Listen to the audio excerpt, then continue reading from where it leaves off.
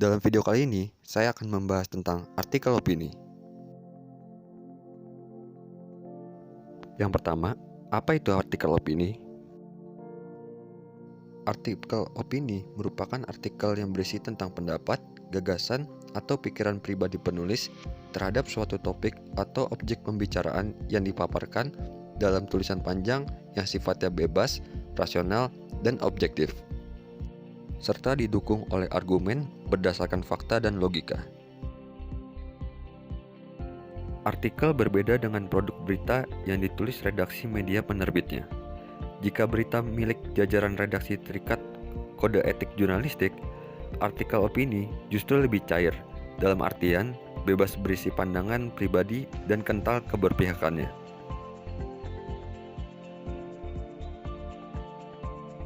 Lalu, bagaimana perbedaan menulis artikel opini dengan berita? Fakta dan opini adalah dua hal yang tidak boleh digabungkan seorang jurnalis dalam menulis sebuah berita. Jurnalis harus memisahkan antara fakta dan asumsi pribadinya. Berbeda dengan aturan menulis artikel opini, pendapat pribadi justru gamblang terpapar di dalamnya. Lalu yang berikutnya adalah ciri-ciri artikel opini. Yang pertama, datang dari masalah aktual. Yang kedua, biasanya menggunakan pola deduktif-induktif. Yang ketiga, bersifat subjektif. Dan yang terakhir, cenderung mengarah ke pendapat pribadi.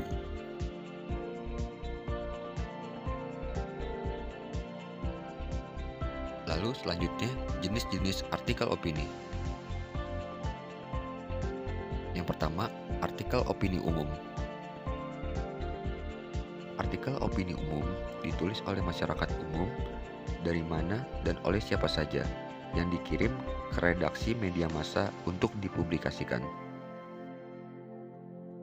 Yang kedua, artikel opini khusus. Artikel opini khusus ditulis oleh orang-orang khusus, baik orang dalam media itu sendiri maupun orang di luar media. Ada beberapa jenis artikel opini khusus, yaitu yang pertama, editorial. Artikel utama sebuah media yang berisi pandangan redaksi terhadap peristiwa atau isu penting menyangkut kepentingan masyarakat banyak. Yang kedua, ada esai. Biasanya mengulas hal-hal yang berkaitan dengan seni dan budaya, misalnya seni sastra, seni musik, seni tari, dan seni drama. Esai mengutarakan perasaan, kesan, keinginan, dan sikap terhadap suatu masalah yang menarik perhatian penulis.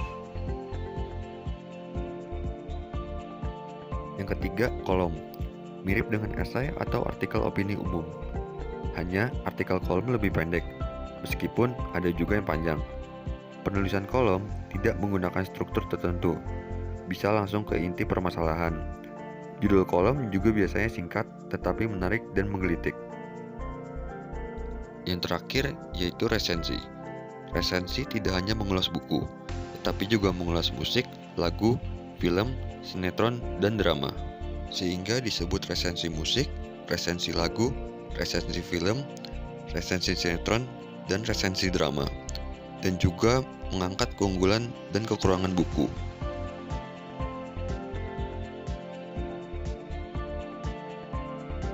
Lalu, bagaimana cara menulis artikel opini? Yang pertama, pengetahuan terkait bidang.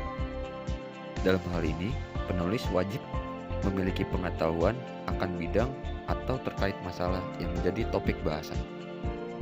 Berikutnya, ide tulisan.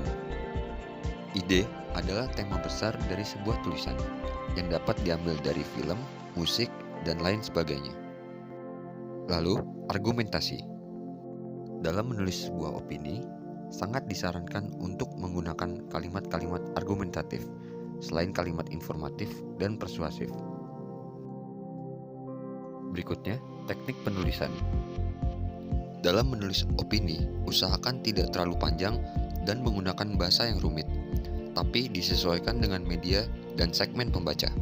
Tulisan yang panjang relatif menimbulkan kebosanan pembaca, kecuali ditulis dengan sangat menarik.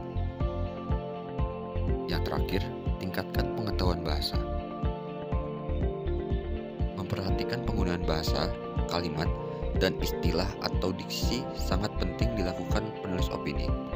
Jangan sampai menggunakan diksi yang keren namun tidak dimengerti oleh orang yang membacanya.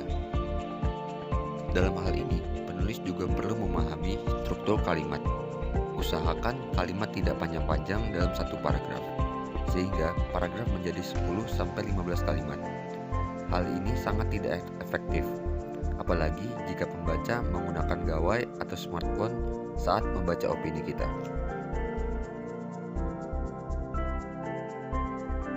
Sekian penjelasan video mengenai artikel opini. Semoga bermanfaat. Terima kasih.